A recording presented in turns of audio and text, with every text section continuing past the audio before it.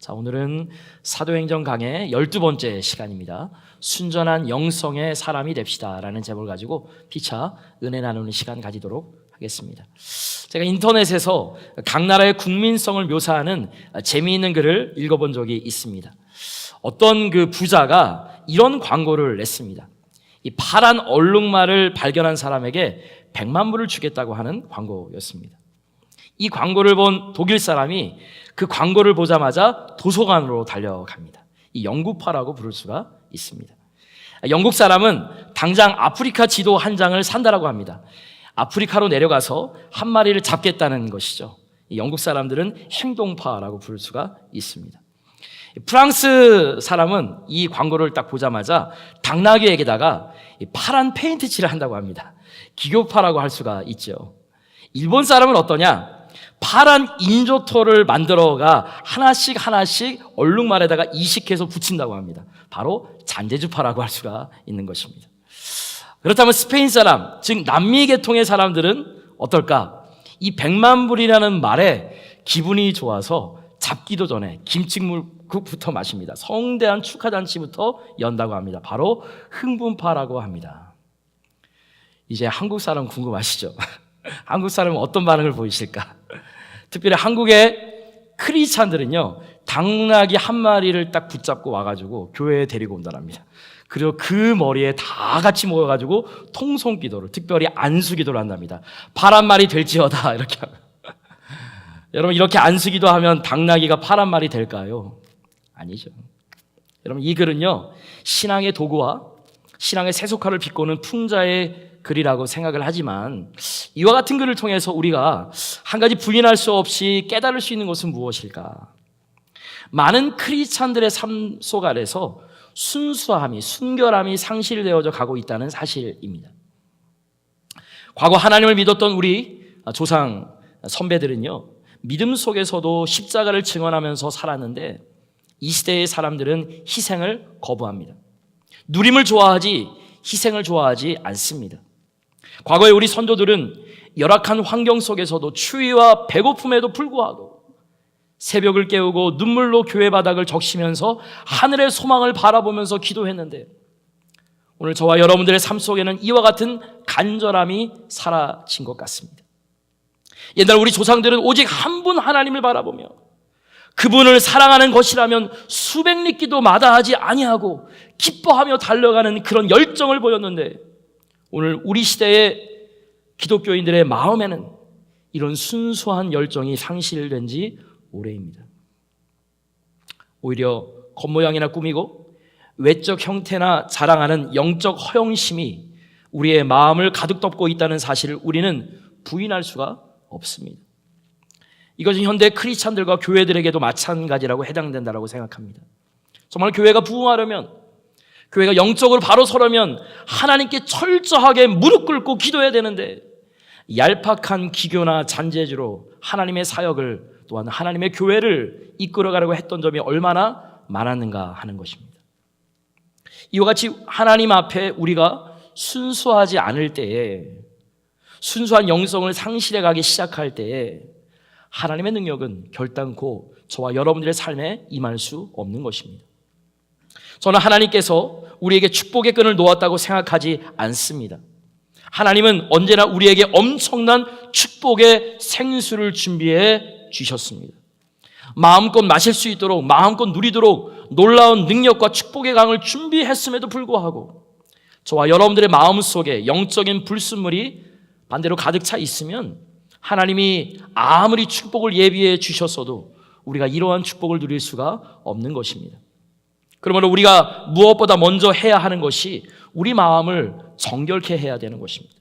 우리 마음 속에 자리 잡고 있는 모든 세속적인 불순한 것을 내어버리고 깨끗한 그릇을 만드는 것입니다. 왜냐하면 하나님은 깨끗한 그릇, 영적으로 순수한 자의 심령 가운데 새로운 은혜를 부어주시고 능력을 베풀어 주실 줄 믿으시기 바랍니다. 여러분, 하나님의 교회도 마찬가지라고 생각합니다. 하나님의 교회가 영적으로 순전한 교회가 되어질 때 세상적인 불순물이 사라지고 하나님이 원하시는 진실된 영성을 회복하였을 때 하나님은 부흥하는 교회가 되게 하시고 변화하는 교회가 되게 하실 것입니다. 이런 의미에서 오늘 우리 모두가 물어야 할 중요한 질문은 어떻게 하면 우리 마음속에 끊임없이 축적되는 영적인 불순물을 제거하고 깨끗한 영성, 진실된 영성을 가지고 하나님을 향해서 나아갈 것인가라는 질문인 것입니다. 오늘 같이 봉독한 텍스트에 보시면 사마리아 성에 임재했던 놀라운 성령의 역사 현장을 소개하고 있는데, 우리 14절 말씀 우리 다 같이 한번 읽어보도록 하겠습니다. 시작. 예루살렘에 있는 사도들이 사마리아도 하나님의 말씀을 받았다 함을 듣고 베드로와 요한을 보내매. 제가 지난주에 말씀드린 대로 사마리아 땅이 원래는 복음이 없던 지역이었습니다. 척박한 땅이고 외면당한 소외된 지역이라고 제가 말씀을 드렸는데, 그런데 빌립이 그곳에 내려가서 예수님의 복음을 증거하고 하나님의 놀라운 기적과 능력을 행하는 과정을 통하여서 수많은 사람들이 그리스도 앞으로 돌아왔다고 오늘 말씀이 기록하고 있습니다. 한마디로 엄청난 복음의 부흥이 일어난 것입니다. 이 소식을 전해드린 예루살렘 교회가 그들에게 이 부흥을 확증해주기 위해서 베드로와 요한을 보냈는데, 자, 이제 파송을 받은 이 베드로와 요한이 무엇을 하는지 오늘 15절과 16절 다 같이 읽도록 하겠습니다. 시작. 그들이 내려가서 그들을 위하여 성령 받기를 기도하니 이는 아직 한 사람에게도 성령 내리신 일이 없고 오직 주 예수의 이름으로 침례만 받을 뿐이었더라.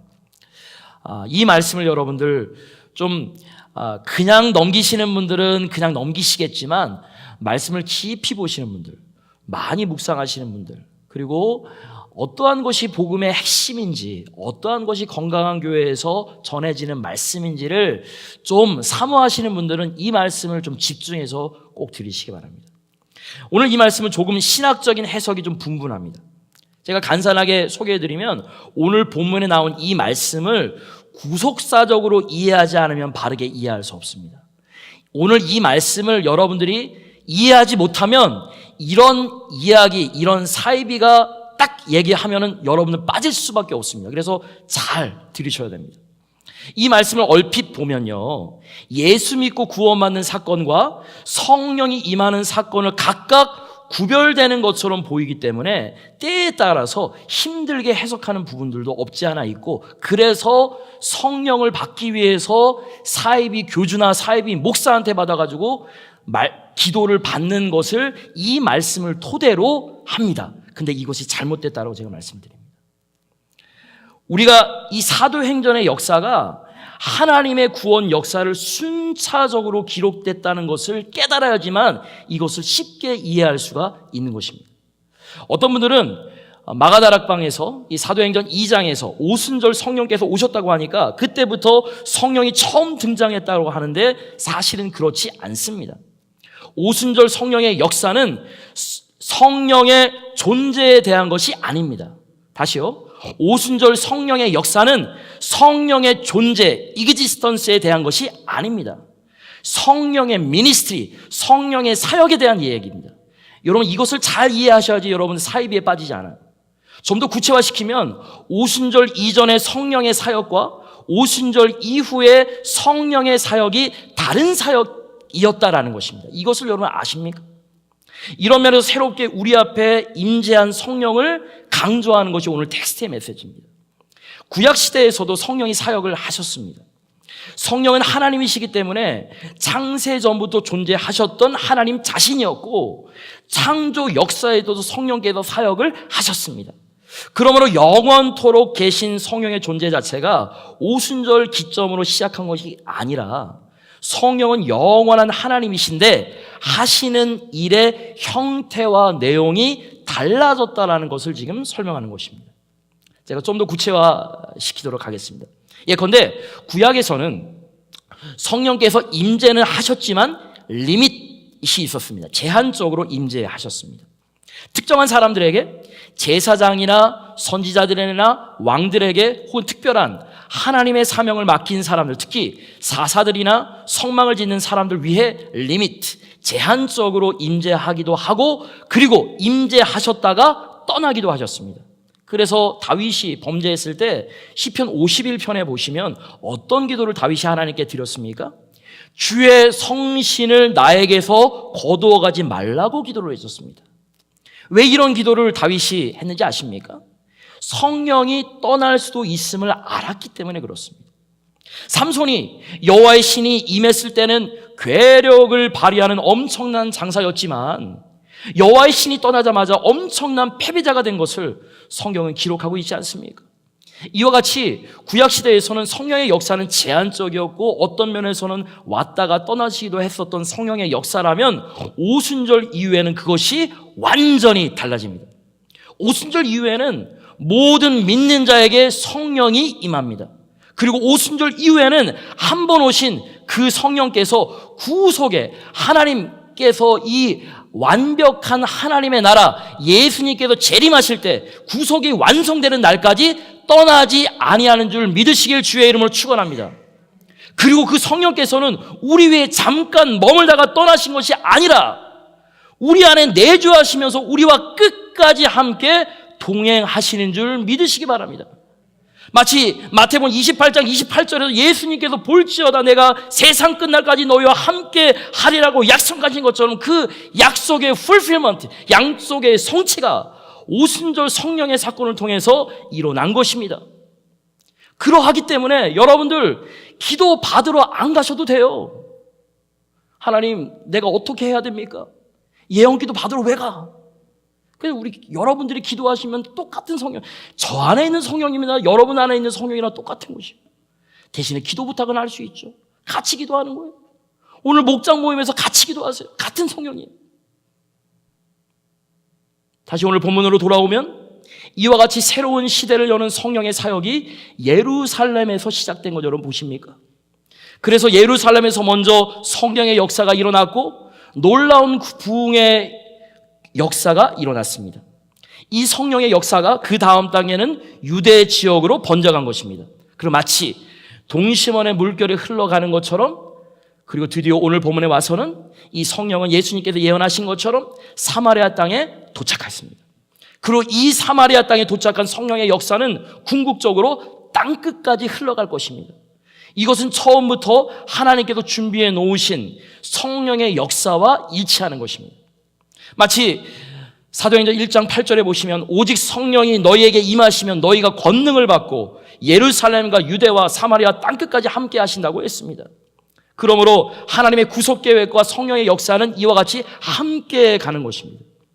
이와 같은 맥락 가운데서 사마리아 땅에 이제 새로운 성령의 역사가 시작되었는데, 자, 오늘 본문 17절에 보니까 이 성령의 능력이 무엇을 통해서 일어났는지 다 같이 17절 읽어보도록 하겠습니다. 시작. 이에 두 사도가 그들에게 안수함에 성령을 받는지라.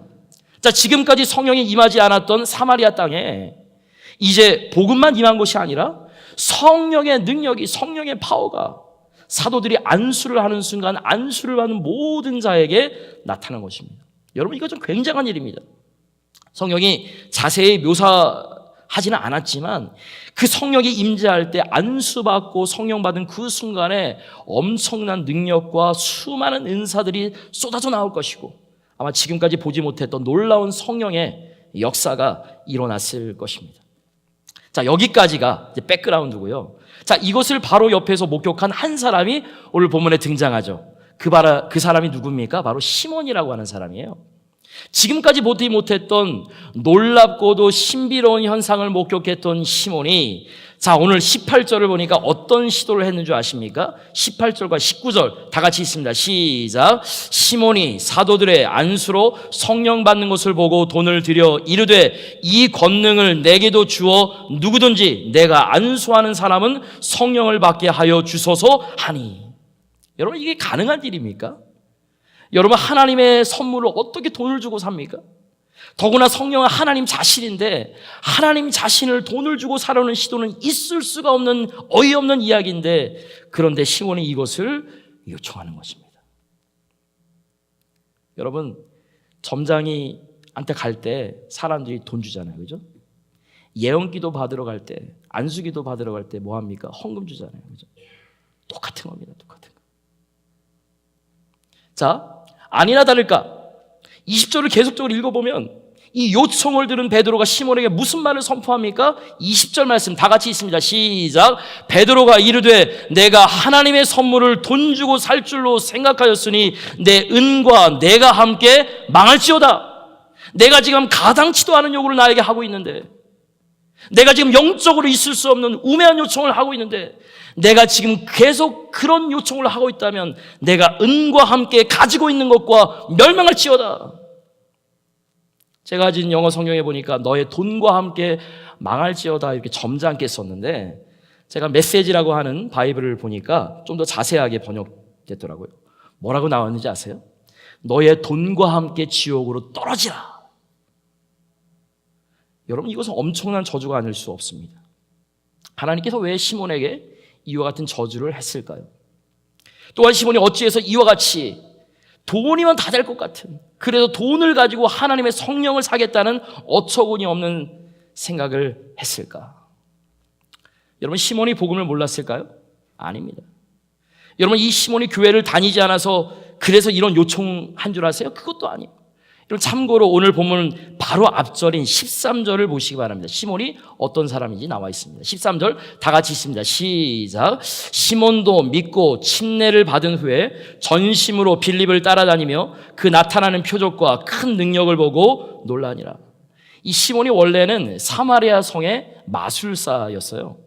근데 그가 빌립이 와서 이 복음 전하는 것을 보고 이 도전과 이 충격을 받고 믿고 침례를 받은 후에, 그리고 전심으로 빌립을 따라다녔습니다.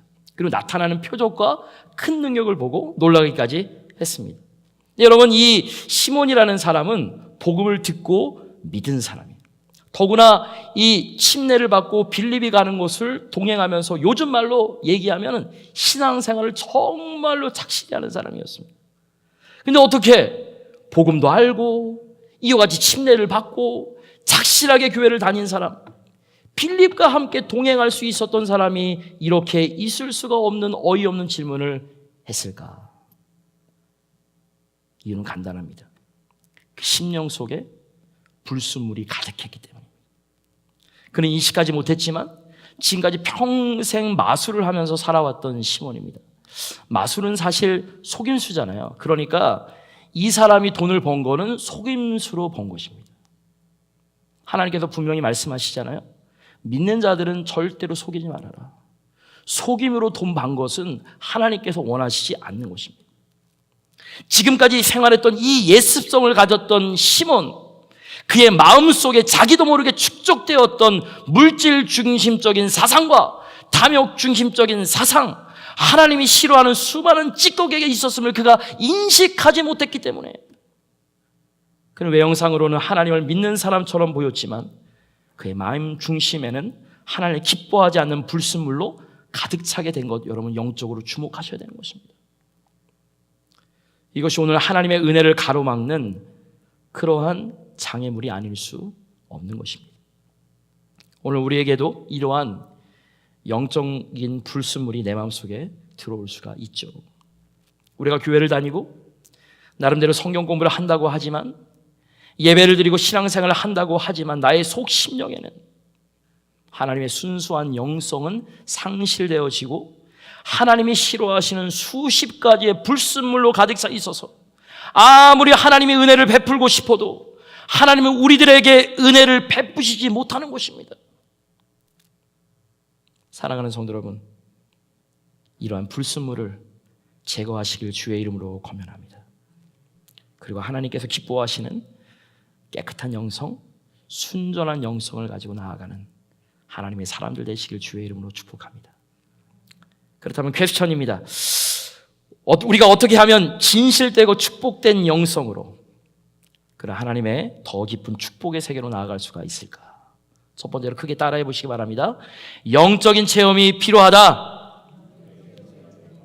자, 오늘날 우리 신앙인들에게, 우리 기독교인들에게 발견되는 또 하나의 바람직하지 못한 면이 있다라면 형식주의입니다. 형식주의.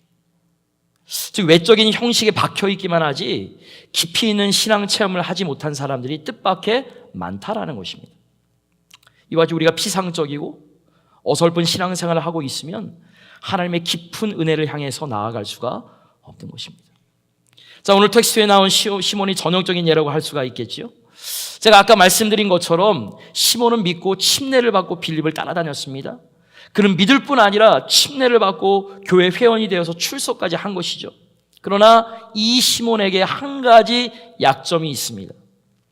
오늘 말씀 16절을 보시면 그에게 있어서 눈에 보이지는 않지만 결정적인 약점 하나가 나와 있습니다. 우리 16절 말씀 다 같이 있습니다. 시작. 이는 아직 한 사람에게도 성령 내리신 일이 없고 오직 주 예수의 이름으로 침례만 받을 뿐이더라. 이 오직이라는 단어가 하나의 단어로 번역된 것이 아니라 그가 받은 것은 다만 외적인 형태의 침례라는 형식을 받았다라고 이야기하는 것입니다. 여러분, 우리가 예식에 참여하는 것도 참으로 좋지만 예식을 받는 것 자체만으로 우리가 구원 받습니까? No, 아닙니다. 먼저 중요한 것이 있습니다. 성령을 통해서 거듭남을 받지 아니하면 우리가 아무리 수십 번 물속에 들어갔다가 나와도 그것이 나와는 아무런 의미가 없더라는 것입니다. 그래서 우리 침례교회의 특징이 무엇인지 아십니까? 침례 형식이 중요한 것이 아니라 더 중요한 것, 빌리버스 베티즘. 하나님 앞에 믿음으로 고백한 사람들에게 침례를 주는 것입니다. 그러지 않으면 아무런 외적인 것은 소용이 없다. 그러면 우리에게 중요한 것은 외적인 형태의 의식이나 예식이 중요한 것이 아니라 나를 거듭나게 할 성령의 은혜와 능력을 체험하느냐, 나에게 그러한 믿음이 있느냐, 그것이 더 중요한 이슈라는 것입니다. 내가 아무리 교회를 오래 다녔고 수많은 예식에 참석하고 그래도 성령을 통하여 거듭남을 경험하지 못했다면 미안한 얘기지만 저와 여러분들이 드리는 모든 예배, 찬양, 기도는 아무런 의미가 없는 것입니다. 여러분, 기독교 신앙은 도식적으로 설명할 수가 없는 것입니다. 체계적으로 모든 것을 설명할 수가 없습니다. 저는 처음에 미국 유학 올 때 교수가 되고 싶었습니다. 그래서 10년을 생각하고 이제 학문적으로 좀 이렇게 집중하려고 싶었었는데 나중에 이제 깨달아서 하나님께서 목양적인 마인드로 이제 길을 터주셨지만 그래서 제가 초반에 1년 동안 신학교에 유학 와서 공부할 때 신앙생활이 도식적이고 논리적인 것이 우리 모든 신앙을 규정하는 줄 알고 신학의, 그러니까 시스테믹 디알로지죠, 크리스찬 디알로지죠, 조직 신학의 그 틀 안에서 제 신앙을 바라보는 잘못된 면이 조금 있었습니다. 그래서 그때 당시에 늘 신앙생활이 제 논리 안에서만 일어나요. 근데 그것을 다 깨닫고 날고 목양적인 마인드를 가지고서 하나님께서 이제 틀어주시고 목회를 하면서 신학도 다시 보게 되고 또 설교 준비를 하다 보니까 제가 성경을 바라보는 눈, 기도를 하는 눈, 그것이 확 하나님께서 바뀌어주셨어요. 성령의 역사는 신학이나 교리의 논리에 절대로 제한받지 않는다는 사실을 제가 깨닫게 되었습니다. 내가 경험하지 않았지만 성령의 신비로운 역사는 있습니다. 내가 알지 못하지만 하나님은 설명하지 못하는 역사로 오늘날도 얼마든지 역사하실 수 있고 우리가 그 역사를 체험하면서 살아갈 수가 있는 것입니다. 제자 훈련이 중요하고 말씀 사역이 중요하지만 그래서 제가 열심히 양육 훈련하고 또 이제 가을에도 또 말씀의 삶, 믿음의 삶 또 이렇게 양육 훈련도 시작할 것이지만 그런데 동전의 양면으로 그것이 방 안에서만 진행되어지고 현장에서 나아가지 않는다면 과연 이 제자 훈련과 말씀 사역이 결실을 맺을 수 있을까? 아니요. 말씀을 공부해서 수많은 것을 안다고 하지만 그 가운데 변화가 일어날까? 아니다라는 것입니다. 반대로 우리가 기도 가운데 변화를 체험하고 그리고 우리가 세상 속 영적 전쟁의 최전방에 나아가서 그때 부딪히는 영적인 수많은 난관을 체험합니다. 그러면서 내가 하나님 앞에 고꾸라지는 것이에요. 그러면서 내가 기도합니다. 저하고 성경 공부하신 분들은 알죠? 가장 가치 있는 기도 응답은 무엇인지 아십니까? 기도하면서 내가 변화하는 것이에요. 어떻게 변화하는 것이요? 내가 예수님 닮아가는 것이에요. 그것이 가장 큰 기도 응답이에요. 이거 달라고 기도하는 것이 아니에요. 그래서 오스왈드 챔버스 목사님은 주님은 나의 최고봉이라는 책에서 주기도문을 해석하시면서 가장 큰 기도 응답은 무엇이냐?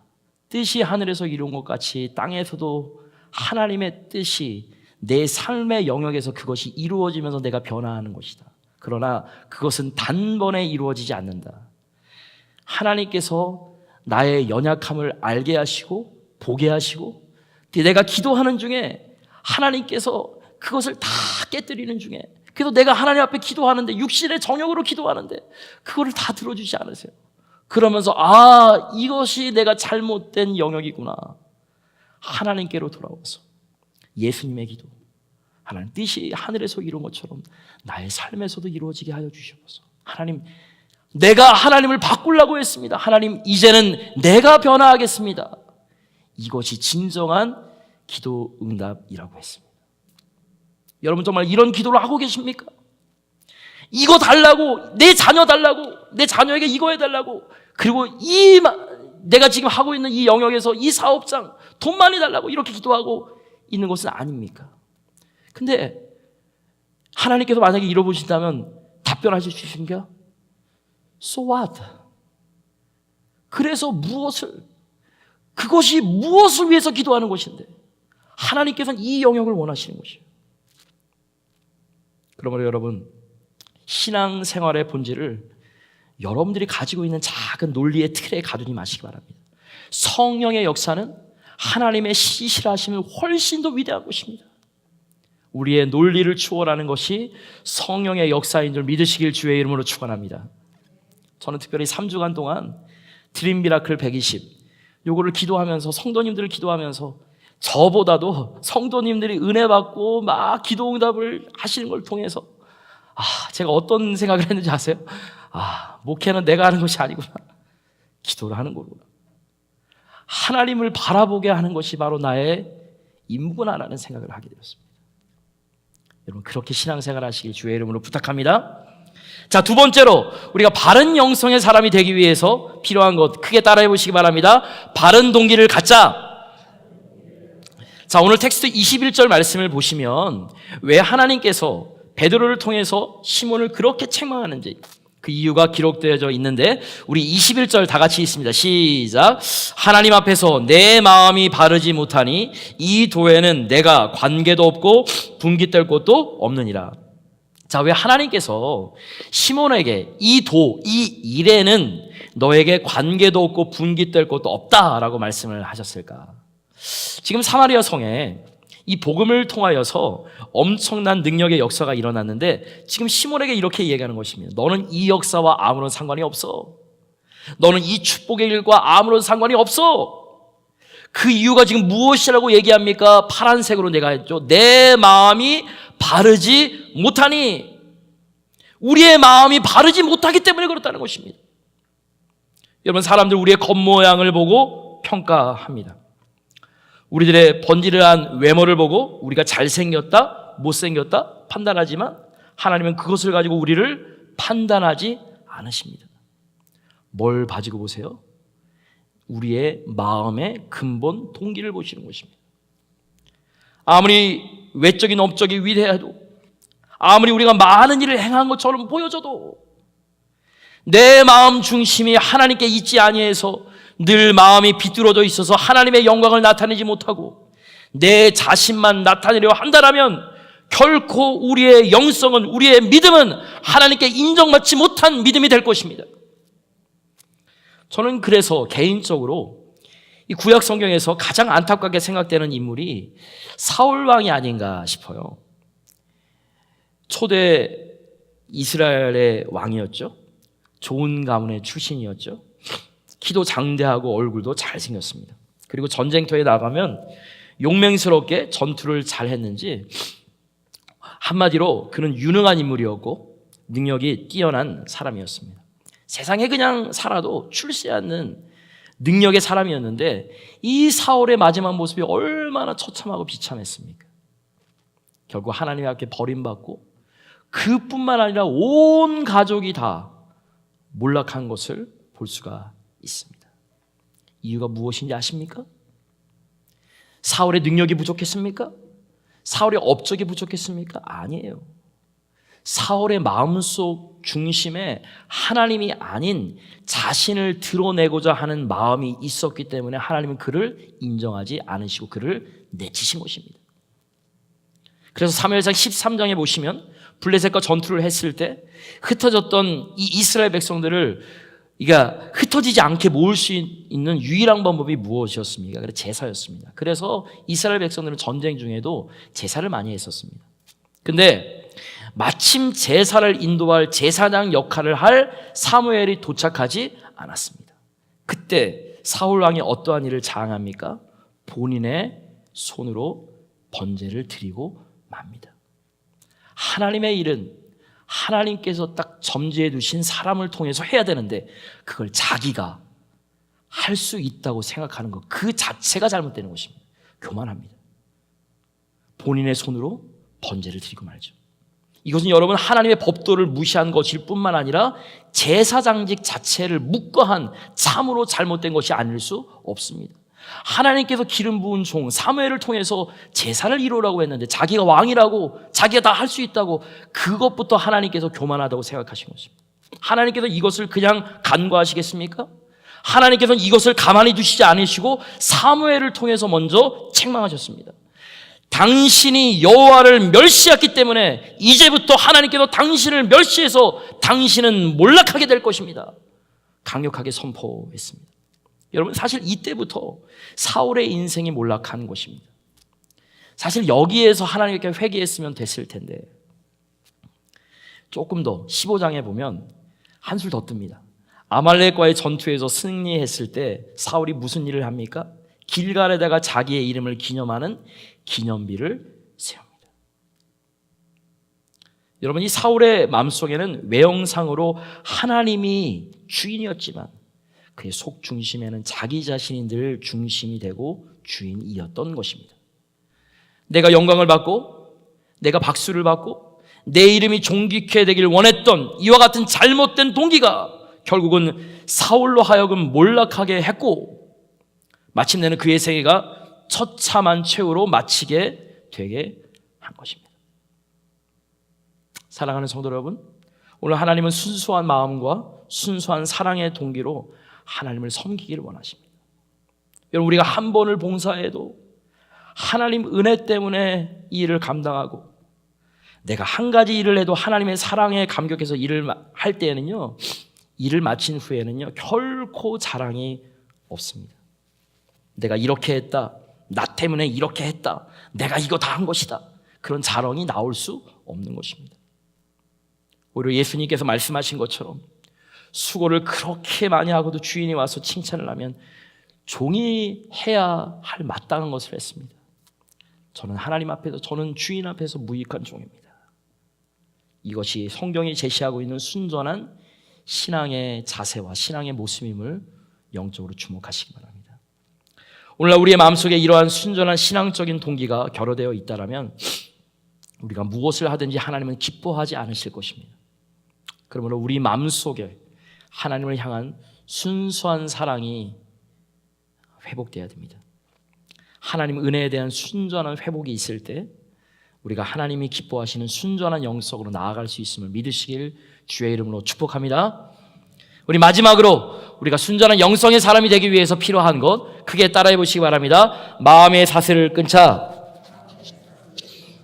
우리가 성령을 통하여 거듭나고 그리고 하나님을 향한 순수한 마음으로 나아가는 것 참으로 중요하지만 우리 마음을 짓누르고 있는 우리의 근본적인 문제가 그대로 남아있다면 우리는 결코 깨끗한 영으로 하나님을 기쁘시게 할 수가 없는 것입니다. 자, 오늘 보면 23절에 보시면 시몬으로 하여금 반복적으로 악을 행하게 했던 그 근본 이유가 기록되어져 있는데 우리 23절 우리 다 같이 읽습니다. 시작.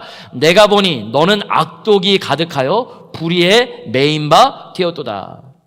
특별히 여기 매인 바 되었도다. 이 매여 있다라는 말을 여러분 주목하시기 바랍니다.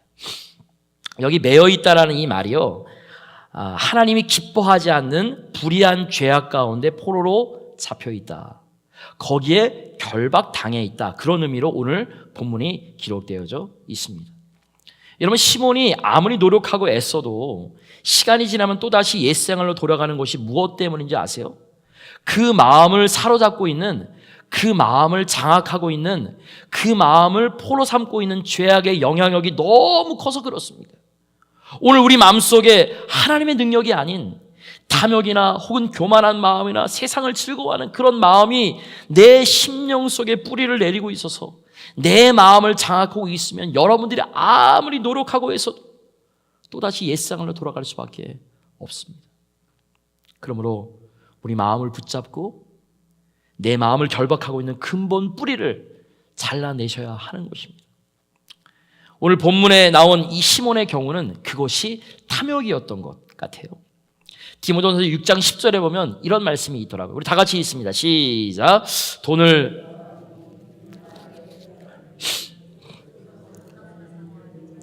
믿음에서 떠나 많은 근심으로써 자기를 찔렀다. 여기서 돈을 사랑하는 마음, 이것이 탐욕이라는 것입니다. 여기서 잘 구분하셔야 돼요. 돈 자체가 나쁜 것이 아닙니다. 여러분, 돈을 싫어하는 사람이 어디에 있습니까? 누구나 다 돈을 좋아하죠. 돈을 좋아하는 것이 죄이기보다는 돈을 너무나도 사랑하는 이 탐심이 나를 지배하는 것을 경계해야 된다는 것입니다. 우리 모두의 마음속에 어느 정도 욕심은 있습니다. 어느 정도 잘되고 싶은 욕심이 있는데 이 욕심이 나를 사로잡으면 문제가 되는 것입니다. 담임 목회자에게 욕심은 무엇일까? 부흥하는 것입니다.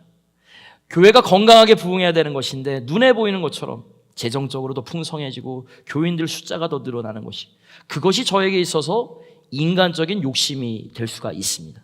그것을 제가 어떤 면에서는 좋지만 그것이 저를 좌지우지한다라면 목회가 제대로 될 수가 없는 것이죠. 그것을 얘기하는 것이죠. 우리 모두의 마음속에 어느 정도 아픔이 있고 상처가 있습니다. 그러나 그 상처가 나를 사로잡기 시작하면 우울증에 걸리고 자살까지 하는 것입니다. 우리 모두의 마음속에 문제가 있습니다. 어느 정도의 문제가 있지만 그것이 나를 결박하고 나를 장악하게 되면 그때 우리의 삶은 걷잡을 수 없이 파괴적인 결과를 향하여 나아가게 되는 것입니다. 오늘 시몬의 케이스가 바로 그 전형적인 예라고 할 수 있습니다. 혹시 여러분과 저의 마음속에 이와 같이 나를 억누르고 결박하고 있는 죄의 파워는 없습니까? 우리가 이것을 잘라내야 되는 것입니다. 자, 그렇다면 어떻게 하면 이것을 우리가 잘라내고 참된 자유자로 하나님께 나아갈 수가 있을까? 오늘 보면 22절에 보니까 이것을 자르고 정리할 수 있는 비결이 있습니다. 우리 22절 다 같이 있습니다. 시작. 그러므로 너의 이 악함을 회개하고 주께 기도하라. 혹 마음에 품은 것을 사하여 주시리라. 첫 번째로 회개하면 된다. 회개하라. 여기서 회개라고 하는 말은 방향을 바꾼다는 것입니다. 지금까지 나의 마음대로 살았던 나의 삶의 길을 돌이키는 것입니다. 지금까지 탐욕과 죄가 이끌던 나의 삶을 하나님을 향해서 체인지하는 것, 이것이 회개입니다. 그런데 이것만으로 충분하지 않습니다. 우리가 우리 마음속에 있는 죄악의 뿌리를 잘라내지만 잘라내는 것만으로 충분하지 않습니다. 왜냐하면 다시 계속적으로 나올 수 있기 때문에. 그래서 두 번째로 우리에게 제시하는 것이 무엇입니까? 주께 기도하라. 우리가 회개할 뿐만 아니라 하나님의 능력과 임재를 간구하는 기도를 주님 앞에 쏟아놓을 때, 그때 하나님의 능력이 내 마음을 주장하기 시작하면 내 심령에 뿌리 잡았던 죄악의 파워가 제거되는 줄 믿으시길 주의 이름으로 축원합니다. 우리 마음속에 있는 독초를 제거할 수 있는 최선의 방법은 무엇이냐? 독초를 제거할 수 있는 더 강한 것을 우리 심령 속에 심어야 되는 것입니다. 성령이 마음속 깊이 뿌리 깊게 심어지게 되면 어떠한 쓴뿌리나 어떠한 비통의 마음이나 어떠한 불신의 마음도 그 자리에 자리 잡지 못하고 말라 비틀어지게 되는 것입니다. 그러므로 우리 모두에게 하나님의 능력, 하나님의 초자연적인 파워를 사모하며 기도하는 자세가 우리에게 필요한 줄 믿으시기 바랍니다. 목회와 신학 잡지에서 어느 자매님의 간증을 읽었는데 이 내용을 소개하면서 오늘 말씀을 맺도록 하겠습니다. 이 간증을 하신 분이 의사십니다. 메디컬 닥터신데 이 분이 암 환자들이 많이 가는 병원에 근무를 하실 때였습니다. 그를 찾아온 이 환자 중에 한 분이 저명한 이 판사 부인이 왔다고 합니다. 그러니까 얼마나 명예도 좋고 좋은 가문 출신이고 돈이 많고 그렇겠습니까? 그래서 환자임에도 불구하고 목걸이를 하고 보석을 하고 늘 옷도 화려하게 입고 검진을 받았습니다. 그러나 이제 암 환자이니까 시간이 이제 점점 흘러가다 보니까 암덩이가 점점 커지게 되고 나중에 의사가 내린 결론이 아주 청천벽력 같은 사형 선고를 내립니다. 아마도 6개월을 넘기지 못할 것 같다. 그런 최종 결론이 났습니다. 막상 그렇게 진단을 받고 나니까 지금까지 보석을 가지고 다니고 목걸이를, 귀걸이, 좋은 집에 살고 좋은 외제차 타고 좋은 가문 출신인 게 무슨 상관이 있겠습니까? 결국 내 생명이 끝나면 나의 삶이 아무것도 아니라는 것을 깨닫고 인생의 본질을 비로소 깨닫게 되었다고 합니다. 그때 이분이 특이한 결단을 합니다. 내가 남은 6개월을 그냥 침상에 누워서 죽음을 기다리기보다는 아프리카로 가서 마지막 얼마 동안이라도 하나님을 위해서 일을 하고 가자. 그래서 험악한 아프리카 외지로 가서 이 전심으로 봉사를 하고 선교 사역을 감당하기 시작했습니다. 그러다 보니까 6개월이라는 시간이 훌쩍 지나갔습니다. 근데 신기하게 6개월이 지났네 생각이 들고 안 돌아가셨대요. 그리고서 또 선교 사역이 또 아프리카 오지에서 얼마나 힘들고 얼마나 바쁩니까? 그러다 보니까 1년이 지난 것이에요. 그런데도 안 돌아가셨대요. 그러다가 또 시간이 지났는데 2년이 더 지나가서 3년이 다 지나갔는데 그냥 시간이 훌쩍 지나갔는데 몸에는 아무런 이상이 없어요. 그래서 좀 이상하다. 그 주위의 사람들, 그 선교사님들이 그래도 좀 검진은 받으셔야 되지 않겠냐. 그래서 3년 만에 다시 본국으로 와서 검진을 받았는데 암세포가 그대로 있더래요. 손에 잡힌대요. 큰 그 덩어리가. 근데 의사가 내린 결론이 무엇이냐면 3년 전에 그때랑 지금이랑 똑같습니다. 그런 얘기를 하는 것이죠. 하나님께서 만져주신 것이죠. 그분이 나중에 내린 결론이 무엇인지 아십니까? 나에게 암세포가 있기는 하지만 암세포보다 더 강력한 능력이 나를 붙잡고 있구나. 그것이 바로 하나님의 손이구나. 그것을 깨닫고 계속해서 하나님의 영광을 위해서 살아가셨다고 합니다. 여러분, 우리가 왜 죽는지 아세요? 암세포 때문에 죽는 것이 아니에요. 암세포를 이길 힘이 없어서 당하는 것입니다. 만일 내 육신 가운데, 내 심령 가운데 암보다 더 무서운 질병이 있더라 할지라도 그보다 더 큰 능력의 소유자이신 하나님이 저와 여러분을 붙잡고 계신다면 누가 우리를 해칠 수가 있겠습니까? 무엇이 우리를 죽게 하겠습니까? 오늘 우리가 정말 신뢰하고 붙잡아야 될 것은 하나님의 능력이지 우리를 공격하는 자의 파워가 아닌 줄 믿으시길 주의 이름으로 선포합니다. 세상의 파워가 아닌 줄 믿으시길 주의 이름으로 선포합니다. 세상이 나를 침공할지라도, 사람들이 나에게 상처를 주고 수많은 환경이 나를 어렵게 만들어도 하나님의 그 큰 능력이 저와 여러분의 심령을 붙잡고 있고 주께서 나를 보호하고 계시다면 어느 누구도 우리를 해할 자가 없음을 믿으시면 아멘 하시기 바랍니다. 오늘 우리 모두에게 이러한 믿음이 필요한 줄 믿으시기 바랍니다. 나를 강하게 하실 성령의 파워, 어떠한 상처도 치유하시고 내 마음속에 있는 모든 죄악들을 영적인 성령의 메스로 다 도려내 주시고 하나님의 능력으로 새롭게 하실 성령의 능력, 이것이 우리에게 임하기만 하면 저와 여러분은 다시 시작할 수 있습니다. 모든 절망을 딛고 일어나서 하나님의 영광을 위해서 살아갈 수 있을 줄 믿습니다. 여러분, 저와 여러분들 인간적으로 보면 다 부족하잖아요. 다 연약하잖아요. 그래도 우리가 이 하나님 붙잡고 더 신실해집시다. 더 순전해집시다. 사람의 평가, 세상의 패러다임을 쫓아가는 것이 아니라 하나님을 두려워하고 하나님 앞에서 신실한 주님의 종들 되시길 주의 이름으로 축원합니다.